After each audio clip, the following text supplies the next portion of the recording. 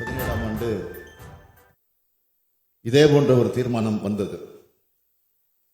தமிழக சட்டமன்ற வரலாறு நூற்றாண்டு விழாவினை இன்னும் 4 ஆண்டுகளில் காணப்போகிறது என கூறி தொடங்கினேன். இன்றைக்கு நூற்றாண்டு விழாவினை கண்டு 4 ஆண்டுகள் ஆகிறது என்று கூறி தொடங்குகிறேன். இப்பேரவை நூற்றாண்டு விழா கண்டுள்ளது. இங்கே நம்ம எல்லாம்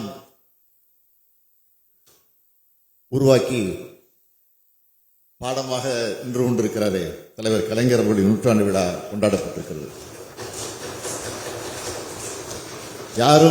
யார் மீதும் விமர்சனம் வைக்கலாம். ஆனால் என்றாவது ஒரு நாள் அவரை நேரில் சந்திக்க வேண்டும் என்பதை மனதில் வைத்து விமர்சியுங்கள் என்று சொன்னவர் தலைவர் கலைஞர் அவர்கள்.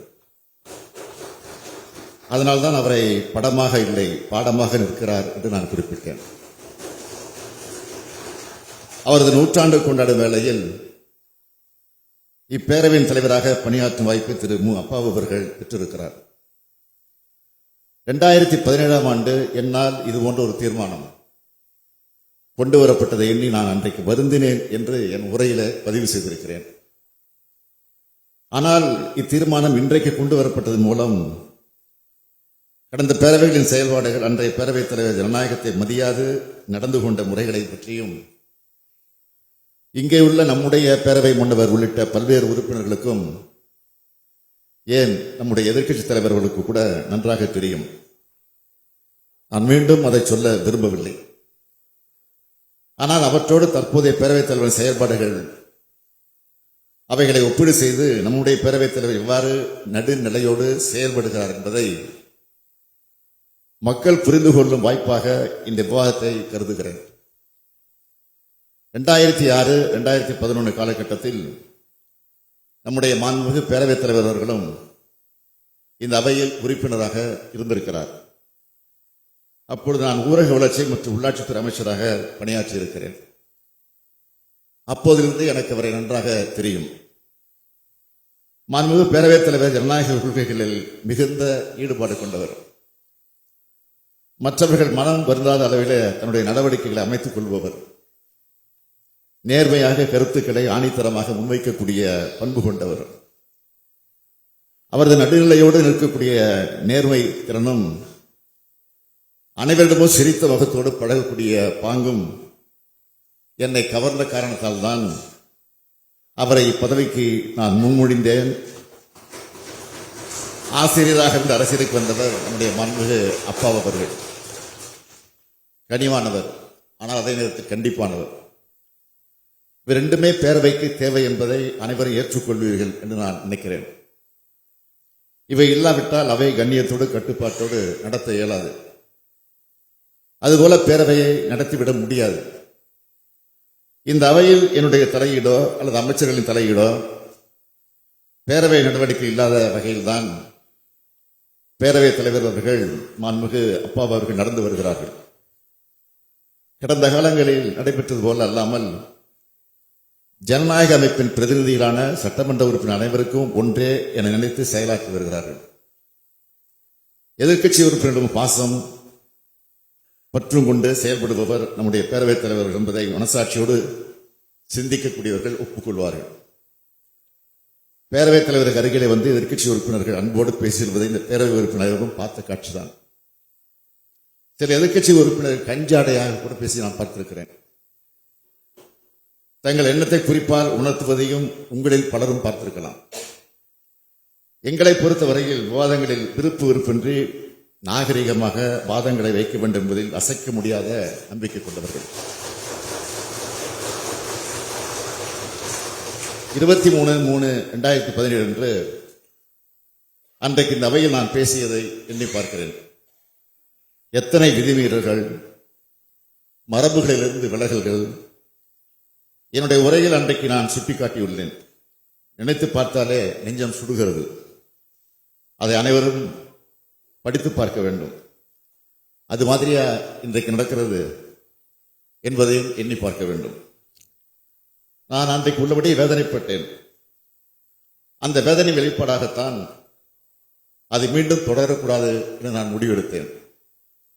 இந்த அவையில் அது மாதிரி நிகழ்வுகள் விதிமீறல் ஜனநாயகத்தை புறந்தள்ளும் மரபு மீறல்கள் எதுவும் நிகழக்கூடாது என்பதில் முதலமைச்சராக பொறுப்பேற்றவுடன் நான் காட்டிய உறுதி திரு அப்பாவு அவர்களிடம் பொறுப்பை ஒப்படைக்க செய்து அவர்களும் முழுமையாக அதனை உணர்ந்து பேரவைத் தலைவராக தன்னுடைய பணியை மிக சிறப்பாக செய்து வருகிறார்.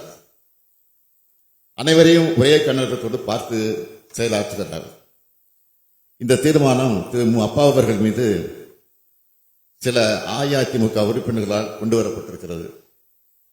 இதையொட்டி அவர்கள் வைத்த வாதங்களில் உண்மைக்கு மாறான செய்திகள் உள்ள காரணத்தால் அதனை மறுத்து விளக்கத்தை எடுத்து வைத்து பேரவைத் தலைவரின் நடுநிலையை பறைசாற்ற வேண்டிய கட்டுப்பாடு, கடமை, பொறுப்பு முதலமைச்சருக்கும் உள்ளது.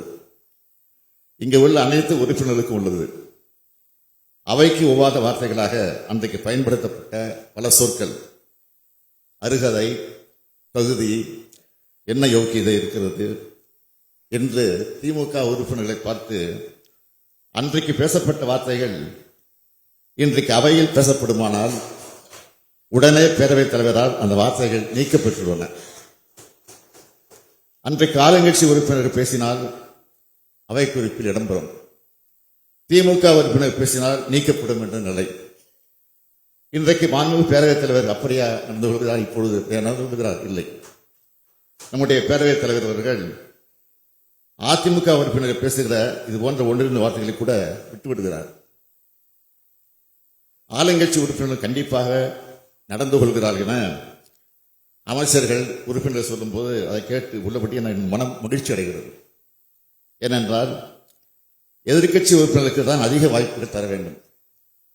அவர்கள் இந்த அரசின் செயல்பாட்டின் செம்மைப்படுத்துவதாக இருக்கிற காரணத்தால் தலைவர் கலைஞர் அவர்கள் வெளிநடக்கும் திராவிட மாடல் அரசுக்கு அந்த எண்ணம் உண்டு. பல நேரங்களில் கடந்த காலங்களில் நான் பெற்ற கசப்பான உணர்வு என்னுடைய நினைவுக்கு வரும். இங்கே அஇஅதிமுக உறுப்பினர்கள் கோஷமிட்டுக் கொண்டிருந்தால், தொடர்ந்து குழப்பம் விளைவித்துக் கொண்டிருந்தால் அவர்கள் அமைதிப்படுத்தி அமர வைக்கத்தான் பேரவைத் தலைவர் முயல்வாரை தவிர முந்தைய பேரவைகள் அங்கு வெளியேற்றம் செய்யப்பட்டதைப் போல என்றும் வெளியேற்றம் செய்ய பேரவைத் தலைவர் நினைத்ததே கிடையாது. கூட்டணியில் உள்ள எங்கள் கட்சி உறுப்பினர்கள் மானிய கோரிக்கை மீதான விவாதங்களை பங்கு பெற முன்பு அளிக்கப்பட்டது போல தனியே வாய்ப்பளிக்காமல் எங்கள் கணக்கிலேயே பேரவைத் தலைவர் சேர்த்து விடுகிறார். கேட்டால் உதயசூரியன் சின்னத்தில் நின்று வென்றவர்கள் என்று காரணத்தான் என்பார். அது மாதிரியா முன்னர் நடந்தது? ஒன்றிரண்டு விஷயங்களை இந்த அவையின் கவனத்திற்கு கொண்டு வர விரும்புகிறேன். கடந்த 10/1/2025 அன்று ஆளுநர் உரைக்கு நன்றி தெரிவிக்கக்கூடிய தீர்மானத்தின் மீதான விவாதம் நடைபெற்றது. மாண்புமிகு எதிர்க்கட்சி தலைவர் கலைஞர் அவர்கள் உரையாற்றினார்கள். மாண்புமிகு எதிர்க்கட்சி தலைவர் அவர்கள் இங்கே உரையாற்றினார்கள். எப்பொழுது? 10/1/2025 அன்று ஆளுநர் உரைக்கு நன்றி தெரிவிக்கக்கூடிய தீர்மானம் 1:40 மணிக்கு தொடங்கி 4:32 மணிக்குத்தான் முடித்தார்.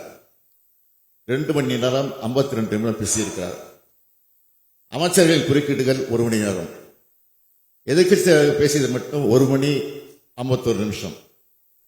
இங்கே எதிர்க்கட்சிகள் குறிப்பாக அஇஅதிமுக உறுப்பினர் உரையாற்றுகையில் அமைச்சர்கள் விளக்கம் அளித்தால் உரை முடிந்த பிறகு விளக்கம் அளிக்கலாம் என அமர வைத்திருக்கிறார்.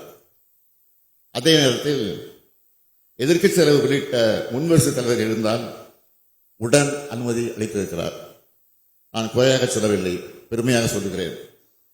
அமைச்சர்கள் குறுக்கிடும் உறுப்பினர் கணக்கில் ஏற்கனவே கடந்த காலத்தில் வைக்கப்பட்டிருக்கிறது. ஆனால் உறுப்பினர் பேசுகிற நேரத்தை மட்டும் கணக்கிட்டு இங்கே உள்ள ஸ்கிரீனிலே காண்பிக்கிறார்கள். அனைத்து வகைகளிலும் எங்களை லாக் செய்கிறார் என்று எங்கள் கட்சி உறுப்பினர் சொன்னாலும் சுதந்திர காற்றை இந்த பேரவை தற்போது சுவாசிக்கிற காரணத்தால் பேரவைத் தலைவர் செயல்பாட்டினை எண்ணி மகிழ்ச்சி அடைகிறேன். பேரவைத் தலைவராக மட்டுமல்ல, பேரவை கடைபிடிக்க வேண்டிய பண்பாட்டின் தலைவராக மாண்புமிகு அப்பா அவர்கள் செயல்பட்டுள்ளார் என்று நான் குறிப்பிட விரும்புகிறேன். பல நாட்களில் அஇஅதிமுக உறுப்பினர்கள் பேச அனுமதித்துவிட்டு திமுக உறுப்பினர்கள் பேச பெயர் பட்டியல் இடம்பெறும் பெற்றிருந்தும் இன்னொரு நாள் பேசலாம் என்று சொல்லி தவிர்த்திருக்கிறார். பேரவைத் தலைவர்களுடைய செயல்பாடுகளை எதிர்க்கட்சி உறுப்பினர்கள் வெளிப்படையாக பாராட்ட முடியாதவர்கள் கூட மனதிற்கு பாராட்டிக் கொண்டுதான் இருப்பார்கள். இந்த அரசின் மீது பேரவை கடைபிடிக்க வேண்டிய பண்பாட்டின் தலைவராக மனு அப்பா அவர்கள் செயல்பட்டுள்ளார் என்று நான் குறிப்பிட விரும்புகிறேன். பல நாட்களில் அஇஅதிமுக உறுப்பினர்கள் பேச அனுமதித்துவிட்டு திமுக உறுப்பினர்கள் பேச பெயர் பட்டியல் இடம் பெற்றிருந்தும் இன்னொரு நாள் பேசலாம் என்று சொல்லி தவிர்த்திருக்கிறார். பேரவைத் தலைவர்களுடைய செயல்பாடுகளை எதிர்க்கட்சி உறுப்பினர்கள் வெளிப்படையாக பாராட்ட முடியாதவர்கள் கூட மனதிற்கு பாராட்டிக் கொண்டுதான் இருப்பார்கள். இந்த அரசின் மீது குற்றம் கூற வாய்ப்பில்லாத காரணத்தால் இப்படி ஒரு தீர்மானமா, உட்கட்சிக்குள்ள ஏற்பட்ட குழப்பத்தால் அதை திசை திருப்ப இப்படி ஒரு தீர்மானமா, இந்த விவாதத்தை வெளியில் உள்ளவர்கள் நடத்தட்டும், நாம் நடத்துவாங்க, வெளியில் உள்ளவர் நடத்தட்டும். ஆனால் இப்படி ஒருவர் மீது இப்படி ஒரு தீர்மானம் கொண்டு வந்தோம் என்ற எதிர்காலத்தில் உங்கள் மனசாட்சி உறுத்தும். மாண்புமிகு பேரவைத் தலைவர்கள் மீது எய்தப்பட்ட அம்பாகவே கருதுகிறோம். இந்த அம்பை இந்த அவை ஏற்காது,